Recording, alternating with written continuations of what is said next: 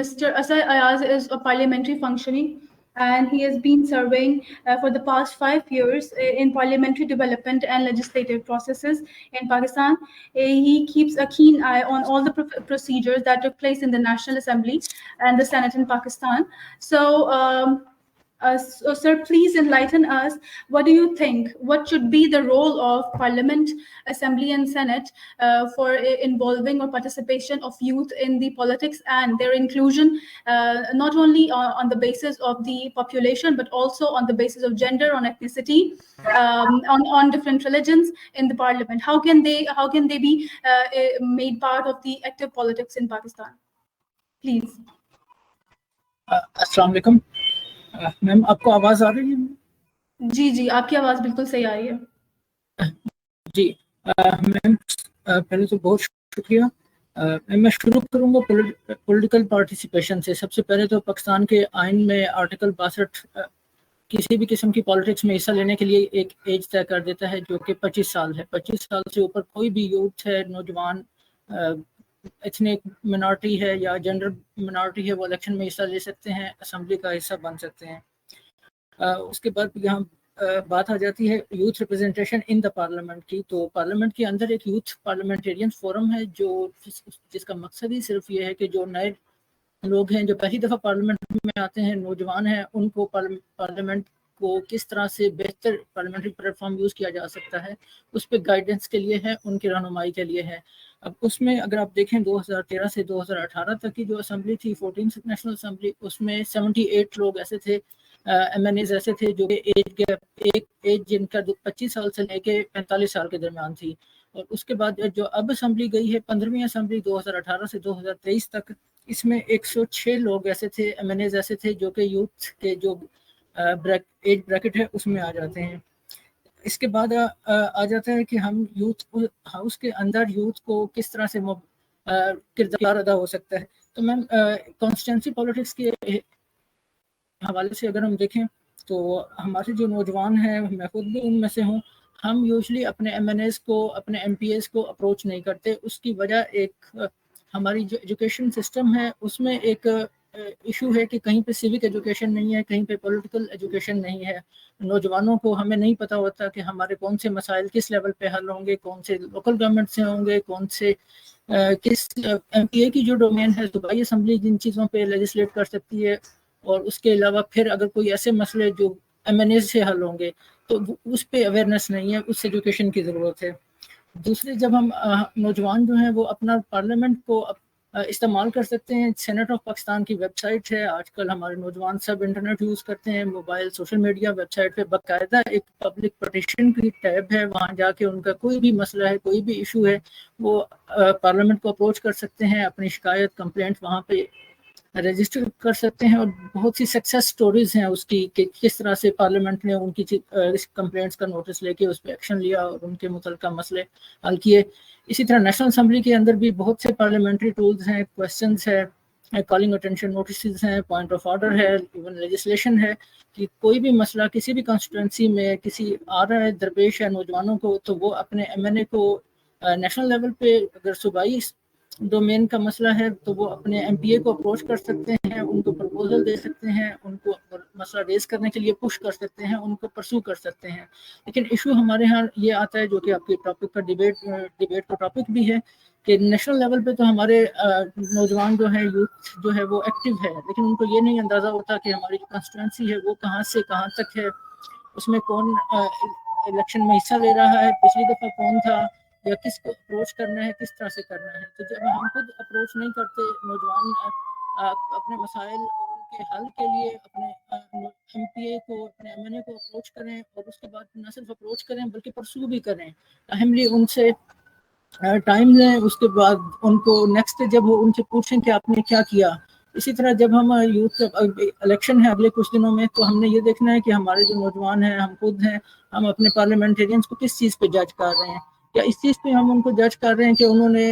Assembly میں بل کتنے پیش کیے، ہمارے مسئلے کو کتنا اجاگر کیا، کتنی پارلیمنٹری ٹول یوز کیے ہمارے نوجوانوں کے ایشوز کو، ان کے ایکسپیکٹیشنز کو پالیسی میں ٹرانسلیٹ کرنے کے لیے. انفارچونیٹلی ایسا نہیں ہے. ہم یہ دیکھ رہے ہوتے ہیں کہ یہ جو ایم این اے ہیں وہ کیا ہمارے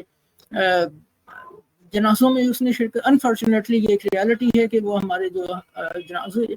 میں شرکت انہوں نے کی ہے یا نہیں، یا ہماری شادیوں میں یا اس قسم کے موقع پہ شرکت کی ہے یا نہیں. تو ہم جو اپنے ایم این ایز کی، ایم پی ایز کی جو سکروٹنی ہے، وہ جب تک ان کی لیجسلیٹو پرفارمنس پہ نہیں کریں گے ایز اے ریپرزینٹیٹیو آف یوتھ، وہ جو اسمبلی میں ہمیں ہمارے مسائل کو اجاگر کر رہے ہیں، جب تک اس چیز پہ ہم ان کو نہیں جج کریں گے اور ووٹ دیں گے، انفارچونیٹلی یہ سچویشن تو اسی طرح رہے گی. اس کے علاوہ کانسٹیٹوئنسی پالیٹکس کی پہ ہی اگر میں بات کروں تو میں اس کو بہتر کرنے کے لیے ایک چیز یہ ہو سکتی ہے، جس طرح سے لاسٹ ٹائم ایک online P M portal بنایا گیا تھا کہ پرائم منسٹر کوئی بھی پاکستانی اس پہ کہیں سے بھی اپنے ایشو ریز کر سکتا ہے، تو اس طرح کا کانسٹیٹوئنسی وائز پورٹل بنائے جائیں جس پہ اس کانسٹیٹوئنسی کے لوگ اپنے مسائل رجسٹر کر سکیں، اجاگر کر سکیں، اور وہاں سے پھر جو ان کے ایم این ایز ہیں، جو ان کے ایم پی ایز ہیں، جن کے وہ ڈومین ہے، وہ ان مسائل کو پھر ایڈریس کر سکیں.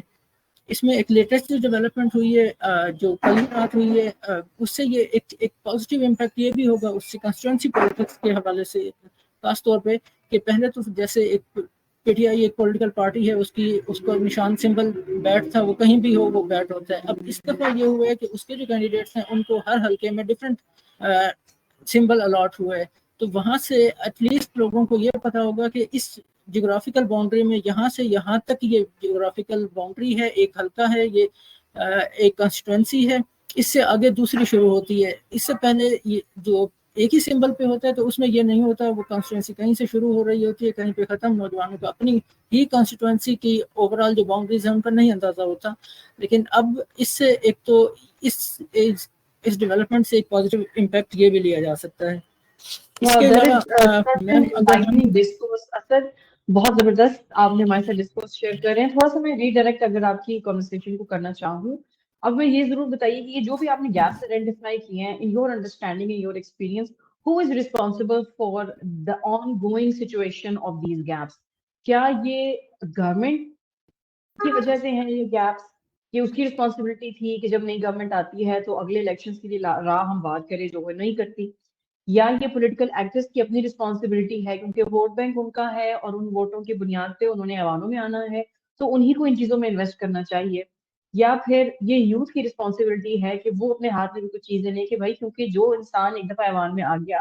اور اس نے پارلیمان کا حصہ بن گیا اور اس پارلیمان نے جو قانون بنایا اس کی بنا پر آپ کو جیل ہو سکتی ہے، آپ کو جلاوطنی ہو سکتی ہے، آپ کو سزائے موت ہو سکتی ہے، تو آپ کو جو ہے اس قانون میں بہت انٹرسٹ لینا چاہیے، اس پروسیس میں بہت انٹرسٹ لینا چاہیے. تو آپ کے خیال میں ان تینوں میں سے رسپانسبل اینٹی کون سی ہے سچویشن کے لیے؟ Ma'am being a major stakeholder, میں تو یہ کہوں گا کہ جو نوجوان ہیں سب سے زیادہ ان کی ذمہ داری ہے، نوجوان ہیں یا جو ووٹر ہیں ان کی، کہ جو ان کے بھیجے ہوئے ایم این ایز ہیں، جو ان کے ووٹس پہ ایم این اے بنے ہیں یا ایم پی اے بنے ہیں، وہ کیا کر رہے ہیں، ان کو پراپرلی سکروٹنائز کرنا. اس کی کچھ مثالیں موجود ہیں جو اسپیسیفکلی کنسٹیٹوئنسی ریلیٹڈ تو نہیں، لیکن اوور آل ڈیجیٹل میڈیا پہ آپ نے دیکھا ہے کہ اگر کوئی پارٹی کوئی ایسا قانون بنانے جا رہی ہے، بناتی ہے یا ایون بات بھی کرتی ہے کہ جس سے اس کا جو الیکٹوریٹ ہے وہ اگری نہیں کرتا. ہم نے دیکھا اس میں کراچی لاسٹ 2018 کے الیکشن کے بعد کراچی سے تحریک انصاف کے ایک ایم پی اے نے روڈ پہ کسی سے جھگڑا کیا، اور تو اس پہ اتنا ریئیکشن آیا کہ الٹا پارٹی چیئرمین کو انوالو ہونا پڑا اس سارے معاملے میں. تو سوشل میڈیا ایک ایسا ٹول ہے جو آج کل بہت سارے لوگ استعمال کر رہے ہیں. اگر آج کل بھی آپ دیکھیں تو جو ٹکٹ ایلوکیشن ہے اس پہ نوجوانوں کو جب یہ احساس ہوتا ہے کہ ان کی پارٹی کا ٹکٹ ایک غلط شخص کو دے دیا گیا ہے تو وہ اس پہ ٹرینڈ کرتے ہیں، اپنی آواز اوپر پہنچاتے ہیں اور اس سے وہ ایشو ریزالو کروا لیتے ہیں. کئی دفعہ نہیں بھی ہوتا. ان دا سملر وین یہ نوجوانوں کی ہی ذمہ داری ہے کہ ان کو اپنے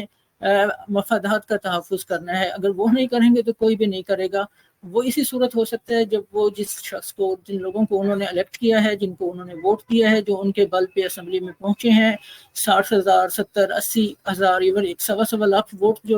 جنہوں نے دیا ہے، تو وہ اپنی اس ووٹ کی پاور کو سمجھیں. ووٹ دے کے 5 سال تک بیٹھے نہ رہیں اگلے الیکشن کے انتظار میں، بلکہ وہ ہر سیشن کے بعد اسمبلی کی ویب سائٹ اویلیبل ہے، وہاں پہ ڈیلی پرفارمنس اپلوڈ ہوتی ہے. جتنے سیشنز ہوتے ہیں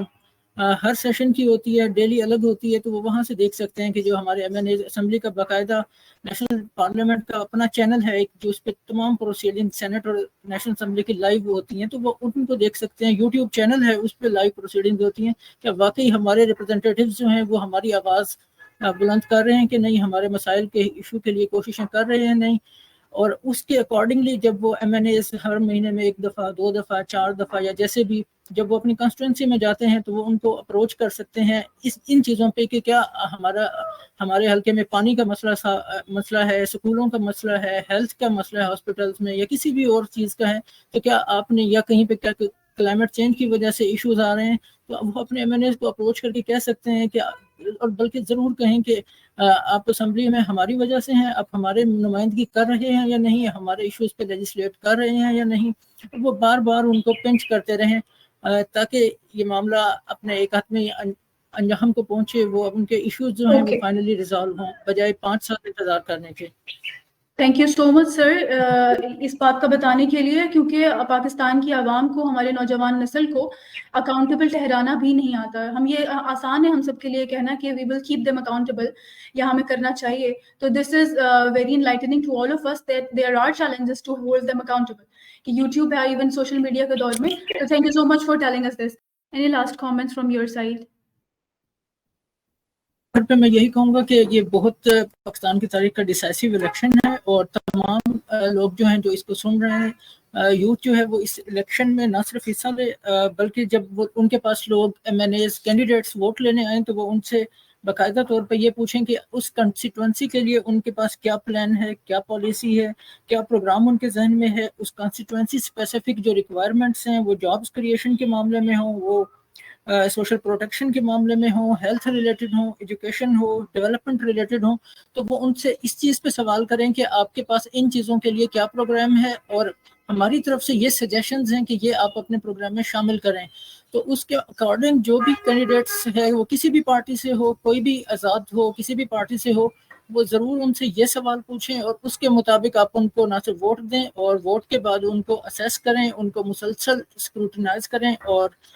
جج کریں ان کی پرفارمنس کو، and this is the only way forward to have a active youth in politics. Yes, we can hear you. Go ahead, please.